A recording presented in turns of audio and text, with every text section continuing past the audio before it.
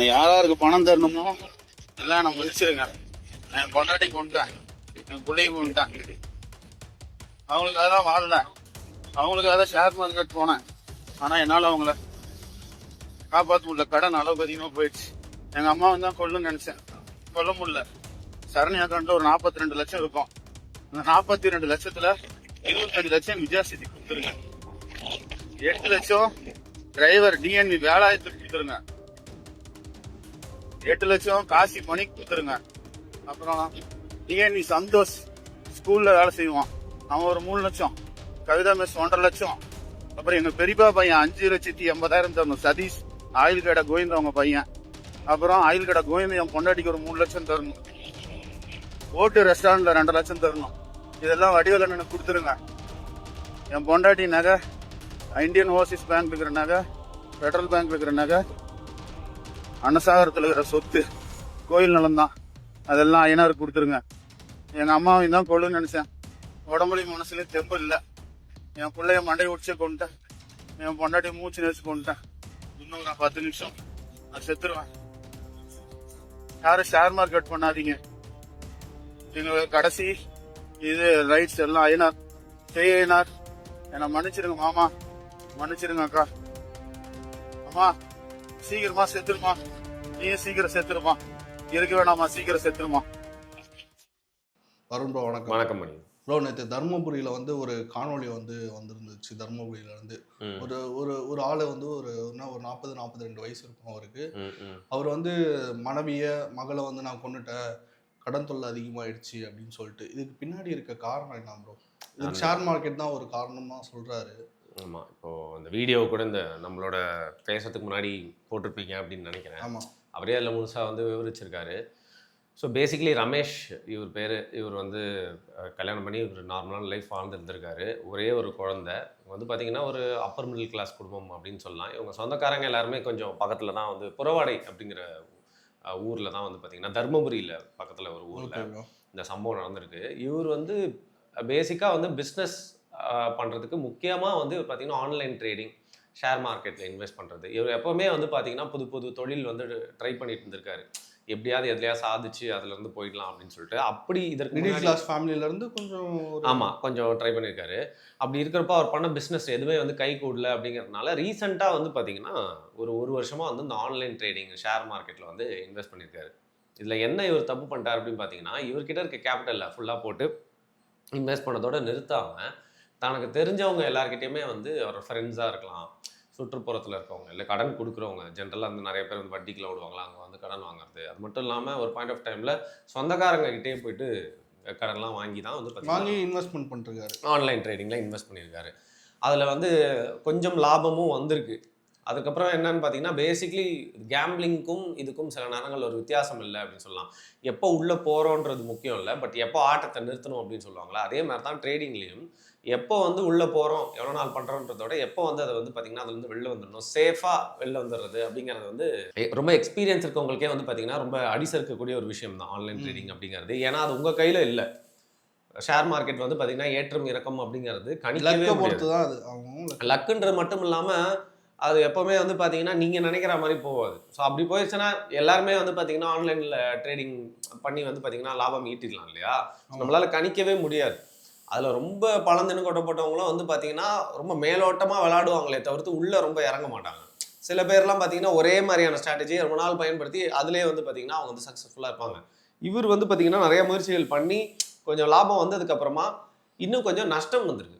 எப்போவுமே வந்து பார்த்தீங்கன்னா உங்களுக்கு லாபம் மட்டுமே வராது ஆன்லைன் ட்ரேடிங்கில், கொஞ்சம் நஷ்டம் வந்திருக்கு. அப்போ தான் என்ன பண்ணியிருக்காரு, நான் சொன்ன மாதிரி எல்லாருக்கிட்டையுமே வந்து கடன் வாங்க ஆரம்பிச்சிருக்காரு. போடுறாரு, மீண்டும் நிறையா நஷ்டம், மீண்டும் நிறையா நஷ்டம். இவர் ஏற்கனவே கொஞ்சம் சம்பாரிச்சார்ல இதில், அதை வந்து பார்த்தீங்கன்னா எப்படியாவது திருப்பி அந்த ஒரு சிச்சுவேஷன் நம்ம கிரியேட் பண்ணணும். நம்மளால சம்பாரிச்சோம், ஏற்கனவே நம்மளுக்கு காசு வந்ததில்லை, அதே மாதிரி நம்ம திருப்பியும் வந்து கிரியேட் பண்ணணும் அப்படின்னு சொல்லிட்டு இவர் என்ன பண்ணியிருக்காரு, விட்டதை பிடிக்கலாம்னு சொல்லிட்டு தங்கிட்ட இருக்க காசுலாம் தீர்ந்து போனோன்னே கடன் எல்லா சைட்லையுமே வாங்க ஆரம்பிச்சாரு. மொத்தத்தில் இவர் வந்து பார்த்தீங்கன்னா இவருக்கு தெரிஞ்ச சைட்லேருந்து கடன் வாங்காத ஆட்களே இல்லை அப்படிங்கிற மாதிரி எல்லா சைட்லையுமே வாங்க ஆரம்பிச்சுட்டு அதற்கப்புறம் பார்த்தீங்கன்னா மீண்டும் பெரிய லாஸ் வந்து ஏற்படுது. ஸோ ஒரு பக்கம் பெரிய லாஸு, இன்னொரு பக்கம் கடன் தொல்லை, ஃபேமிலியும் வந்து ஓட்டணும். ஒரு பாயிண்ட் ஆஃப் டைமில் கடன் கொடுத்தவங்களும் கேட்க ஆரம்பிக்கிறாங்க. இவர் திருப்பி என்ன பண்ணுறாரு, இப்போ ஒரு சொல்யூஷன் கடன் வந்துச்சுன்னு வச்சுக்கோங்களேன், திருப்பி மனசு வந்து வேற ஒரு ஐடியாவே யோசிக்காது. அதே தான் திருப்பி திருப்பி வந்து பண்ண தோணும். ஸோ இன்னொரு டைம் பண்ணி பார்க்கலாம், ட்ரை பண்ணி பார்க்கலாம், எப்படியாவது விட்டு அதை பிடிச்சிடலாம் அப்படின்னு சொல்லிட்டு ஏற்கனவே கடன் வாங்கினா சொந்தக்காரங்கிட்டே போயிட்டு திருப்பியும் கடன் கேட்குறாரு. அவங்க கிட்ட போய் எந்த அளவுக்கு போய் கடன் கேட்குறாருன்னா, நீங்கள் தரல அப்படின்னா என்னால் இதுலேருந்து வெளில வர முடியாது, நான் உயிரை எடுத்துப்பேன் அப்படின்னு சொல்லிட்டு. உங்களுக்கு தெரியும் நிறைய பேர்கிட்ட வந்து காசு ஒரு வைப்பு இருந்தாலும் அதை டக்குன்னுலாம் தூக்கி வந்து சொந்தக்காரங்க வந்து கொடுத்துட மாட்டாங்க. அது மட்டும் இல்லாமல் இவர் ஏற்கனவே கடன் வாங்கியிருக்காரு, இது மாதிரி ட்ரேடிங்கில் விடுறாரு அப்படிங்கிறது சொந்தக்காரங்களுக்குலாம் தெரிஞ்சிருக்கு. அப்படி தெரிஞ்சு அவங்க வந்து கொடுக்காம விட்டுருக்காங்க. உயிரை மாச்சுப்பேன் அப்படின்னு சொல்லிட்டு ஒரு மிரட்டினாலும் வந்து பார்த்தீங்கன்னா அவங்க ஒரு சேமிப்பாக வச்சுருப்பாங்க, டக்குன்னு தூக்கி கொடுத்துட முடியாதுன்னு சொல்லிட்டு அவங்களும் வந்து தவிர்த்துருக்காங்க போல இருக்கு. இன்ஃபேக்ட் இவரோட வீடியோலேயே பார்த்துருப்பீங்க, ஒரு 45 லட்ச ரூபா அவரோட அக்கௌண்ட்டில் இருக்குன்னு சொல்லியிருக்காரு. அதில் அவரோட கடன் தொகை எவ்வளோ இருக்குன்னு 45 லட்ச ரூபா அக்கௌண்ட்லேயே இருக்குது அப்படின்னா இவருடைய கடன்ன்றது கண்டிப்பாக எனக்கு தெரிஞ்ச ஒரு கோடிக்கணக்காக இருக்கும் அப்படின்னு நினைக்கிறேன். அப்படி இருக்கப்போ திருப்பி யார்கிட்டையும் வந்து கடன் வந்து வாங்க முடியல. இதில் இன்னொரு விஷயம்னா 100 சவரனுக்கும் மேலே தன்னுடைய மனைவியோட நகையை அவங்களோட கான்சியஸே இல்லாமல் அவங்களுக்கு தெரியாமலே போயிட்டு வந்து விற்றுருக்காரு. அடகு கூட வைக்கல, விற்றுருக்காரு. அப்பயும் இவரால் வந்து கடனை அடிக்க முடியல. எனக்கு தெரிஞ்சு மேபி அந்த 45 லேக்ஸ்ன்றது நகையை விற்றுதா அப்படின்னு தெரியல. அப்படி இருக்கிற சூழ்நிலையில் தான் வந்து கடன் கழுத்தை நெருக்கிது, குடும்பத்தையும் ஓட்ட முடியல. அப்படிங்கிறனால ஒரு எப்படி சொல்கிறது, ஒரு இந்த நேரத்தில் அவர் இறந்துட்டாரு, குடும்பமே வந்து போயிடுச்சு நேரத்தில் அதை அந்த வார்த்தையை சொல்லக்கூடாது. இருந்தாலும் யாருமே வந்து பார்த்தீங்கன்னா ஃப்யூச்சரில் இந்த மாதிரி பண்ணிடக்கூடாதுன்ற அந்த வார்த்தையை நம்ம சொல்லி தான் ஆகணும். ஒரு கோழைத்தனமான ஒரு முடிவு ஒன்று எடுக்கிறார். அதுதான் வந்து பார்த்தீங்கன்னா ஒரு ஒரு விபரீதமான ஒரு முடிவு. வீட்டுக்கு போய் அவங்க மனைவி ஒரு மத்தியான வேலையில் வீட்டுக்கு போயிட்டு அவங்க மனைவியை வந்து பார்த்தீங்கன்னா பெல்ட்டை வச்சு கழுத்தை நெருக்கி வந்து மூச்சை விட முடியாமல் திணற வச்சு கொண்டுறாரு. அங்கேருந்து ஸ்கூலுக்கு போகிறாரு. ஒரு 3:30 மணிக்கு வாக்கில் வந்து ஸ்கூல் வந்து முடிஞ்சோடனே அவங்க குழந்தைய எதுவுமே சொல்லாமல் சாதாரணமாக எப்பயும் போல் கூப்பிட்டு வர மாதிரி கூப்பிட்டு வர்றாரு. வீட்டில் அந்த குழந்தைய கூப்பிட்டு வந்தோடனே நிறைய பேருக்கு கேட்டால் ரொம்ப கஷ்டமாக இருக்கும். சுற்றி வச்சு 14 வயசோ இன்னும் அந்த பொண்ணு, அவங்க மனைவிக்கு வந்து 34 வயசு, 14 வயசு அந்த பொண்ணுக்கு வந்து பார்த்திங்கன்னா வந்து சுற்றி வச்சு அடித்து வந்து கொண்டுறாரு. கொண்டுட்டு அதற்கப்புறம் அங்கேருந்து நேராக தன்னோட வண்டியில் போகும்போது ஒரு வீடியோ ஒன்று ரெக்கார்ட் பண்ணுறாரு. அதை தான் நீங்கள் வீடியோ தான் நம்ம பார்த்த வீடியோ. தன்னுடைய தாயையும் கொலை செய்யறதுக்கு முயற்சி செஞ்சிருக்காரு. அவருக்கு ஐடியா இருந்திருக்கு, பட் ஒரு 2 உயிரை எடுத்தாச்சு. தன்னோட குடும்பமாக இருக்கிற 2 உயிரை எடுத்தாச்சு. ஒரு ட்ராமா இருக்கும் இல்லையா? ஸோ அந்த ட்ராமாவுக்கு அப்புறம் அந்த தாய்கிட்ட என்ன சொல்கிறாரு, நீங்களும் இறந்துருங்கம்மா, யார் பார்த்துப்பாங்க அம்மாவை, ஒருவேளை கடன் யாரெல்லாம் வந்து கொடுத்தாங்களோ அவங்களாம் அம்மாவை போய் தொல்லை பண்ணுவாங்கன்னு நினச்சிருக்காரு போல இருக்குது. அதனால் அம்மா நீங்களும் செத்துருங்க அப்படின்னு சொல்லிட்டு ஒரு லாரி ஒன்று வந்திருக்கு. அதான் அந்த புறவடை அப்படிங்கிற இடம். அந்த இடத்துல ஒரு லாரி முன்னாடி தன்னோட வண்டியை விட்டு ஸ்பீடாக போயிட்டு இருக்கும்போது ஸ்பாட்லேயே வந்து அவுட் ஆகிட்டுருக்காரு. போலீஸ் வந்து இந்த ஆக்சிடெண்ட்டெல்லாம் பார்த்து அவரோட பாடியை ரிக்ளைம் பண்ணிட்டு போஸ்ட்மார்ட்டம்க்கு அனுப்பிட்டு இன்ஃபர்மேஷன் கொடுக்கறதுக்காக வீட்டுக்கு போயிருக்காங்க. அங்கே போனால் இந்த மாதிரி வீட்டில் வந்து இந்த 2 பாடியும் இருக்குது. இல்லை ப்ரோ, எனக்கு வந்து எனக்கு ஒரு டவுட் இருக்குது. இதில் வந்து கடன் அதிகமாகிடுச்சுன்னா வந்து இவரை வந்து சமாளிச்சிருக்கலாம். அதுக்காக வந்து மனைவியை கொலை பண்ணுறதோ, குழந்தைய வந்து கொடூரமாக கொலை பண்ணுறதோ, அவங்க அம்மா வந்து செத்துருன்னு சொல்கிறதோ, இது எந்த விதத்தில்? அவங்க அம்மாவை பற்றி சொன்னல அதே விஷயம் தான். அம்மாவை எல்லாம் தொல்லை பண்ணுவாங்க, அதே மாதிரி தாட் தான் தன்னுடைய மனைவி மகளுக்கும் இருக்கும். இப்போது இந்த கடன்லாம் கொடுக்க முடியல திருப்பியும் அப்படின்னா நம்ம எங்கேயா போய் ஒளிஞ்சிக்க வேண்டியிருக்கும். உடனே யாரை வந்து கேட்பாங்க, மனைவியை வந்து தொல்லை பண்ணுவாங்க, மரியாதைலாம் பேசுவாங்க, குழந்தையும் இந்த அவமானத்தை சந்திக்க நேரிடும்னு சொல்லிட்டு அவங்க மனைவி குழந்தை மேலே வச்சிருக்கிற அந்த பிரியம் வந்து பார்த்திங்கன்னா இந்த மாதிரி விபரீதமான ஒரு யோசனைக்கு கொண்டு போயிருக்கு. அதனால தான் நம்ம சரின்னு சொல்ல, ரொம்ப தவறு அது. விபரீதமான அவங்களை இதெல்லாம் தப்பிக்க வைக்கலாம், வாழ்ந்தால் தானே இதில் எல்லாம் வந்து ஃபேஸ் பண்ணணும் அப்படின்னு சொல்லிட்டு ஒரு கோழைத்தனமான ஒரு முடிவெடுத்து ஒரு கொடூரமான செயலை செய்கிறாரு. போலீஸ் வந்து வீட்டுக்கு போயிட்டு இன்ஃபர்மேஷன் கொடுக்கும்போது தான் இந்த மாதிரி கொலை நடந்திருக்குன்னு தெரியுது. அதற்கப்புறம் இவரோட ஃபோனை சர்ச் பண்ணுறாங்க. அந்த 2 பாடி அந்த வீடியோ அப்போ தான் அந்த வீடியோ வந்து அப்போ தான் விசாரிக்கிறாங்க. இந்த மாதிரி விஷயங்கள்லாம் தெரியுது. ஸோ நம்ம ஏன் இதை பேசணும் அப்படின்னா, ஒரு மாதிரி ஒரு சம்பவம் நடந்துச்சு. ஆனால் நம்ம பேச வேண்டிய விஷயம் என்னென்னா ஆன்லைன் ட்ரேடிங் பற்றி தான். அது வந்து பேசிக்கலி இல்லை ப்ரோ, இப்போ நம்ம ஃபோனே எடுத்து ஓப்பன் பண்ணால் கூட அட்வர்டைஸ் வரதே அதுவாக தான் இருக்குது. இதில் இன்வெஸ்ட் பண்ணுங்க, இதில் போட்டால் அவ்வளோ வரும். இப்போது நம்ம ஒரு யூடியூப் சேனல் வச்சுருக்கோன்னா அதில் வந்து பார்த்திங்கன்னா நம்மளுக்கு ஆடு நிறையா வரதே இந்த மாதிரி ட்ரேடிங் ஆப்ஸ் தான். நம்ம வந்து பார்த்திங்கன்னா ரொம்ப ஸ்ட்ரிக்டாக அந்த மாதிரி ட்ரேடிங் ஆப்ஸ்லாம் வந்து ப்ரொமோட் பண்ணுறதே இல்லை. ஏன்னா ட்ரேடிங் ஆப் அப்படிங்கிறதே வந்து பார்த்திங்கன்னா அது முற்றிலுமாக ஒர்க் அவுட் ஆகாதுன்னு சொல்ல, பட் நிறையா ரிஸ்க் இருக்குது அதில். ஸோ அதனால் அதை வந்து பார்த்திங்கன்னா நம்ம ஏன் அதை வந்து விளம்பரப்படுத்தி அதை யாராவது யூஸ் பண்ண தெரியாமல் யூஸ் பண்ணி, ஏன்னா எல்லாருமே பொருளாதார நிபுணர்கள் இல்லை, பொருளாதார நிபுணர்களே அடி வாங்கிட்டு வராங்க அதுக்குள்ளே போயிட்டு. அப்படி இருக்கிறப்போ அந்த மாதிரி ட்ரேடிங் ஆப்ஸ்லாம் நம்ம ப்ரொமோட் பண்ணால் யாராவது அதை யூஸ் பண்ணி அவங்களோட சேவிங்ஸ்லாம் போயிடுச்சு, யாராவது ஒரு விபரீத ஒரு இடத்துக்கு போயிட்டாங்க அப்படின்னா அது நம்மளால் அது பண்ணக்கூடாதுன்னு சொல்லிட்டு பண்ணுறதில்ல. ஸோ பேசிக்கலி ஆன்லைன் ட்ரேடிங் அப்படிங்கிறது வந்து பார்த்திங்கன்னா நீங்கள் கணிக்க முடியாதது.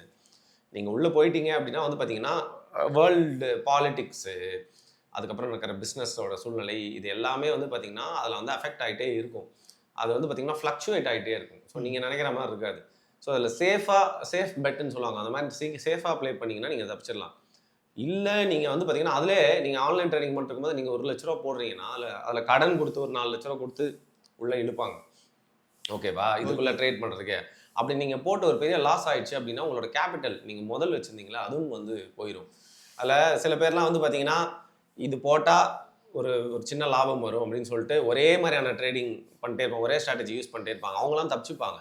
பட் நிறைய பேர் வந்து பார்த்தீங்கன்னா பேராசைப்படுவாங்க, இல்லை ஒரு ஆசை வந்துடும், இல்லை ஒரு கியூரியாசிட்டி இருக்கும், இல்லை ஒரு அடிக்ஷன். அது எல்லாமே வந்து பார்த்தீங்கன்னா எமோஷனலான டிசிஷன் எடுக்க வைக்கும். பிஸ்னஸை பொறுத்த வரைக்கும் எமோஷனல் டிசிஷன் எடுக்கவே கூடாது. அதில் ஆன்லைன் ட்ரேடிங் பற்றி எனக்கு பெருசாலாம் தெரியாது. அதை பற்றி நம்ம இருக்கிற ரிஸ்க்ஸ்லாம் வந்து படிச்சுட்டு நம்மளுக்கு தெரிஞ்சதை வந்து சொல்கிறோம். எப்போவுமே வந்து நிறைய பேர் ட்ரேடிங்கில் காசு விடுறதுக்கான முக்கியமான ரீசனே வந்து பார்த்திங்கன்னா ஒரு எமோஷனல் டிசிஷன் எடுத்துருவாங்க.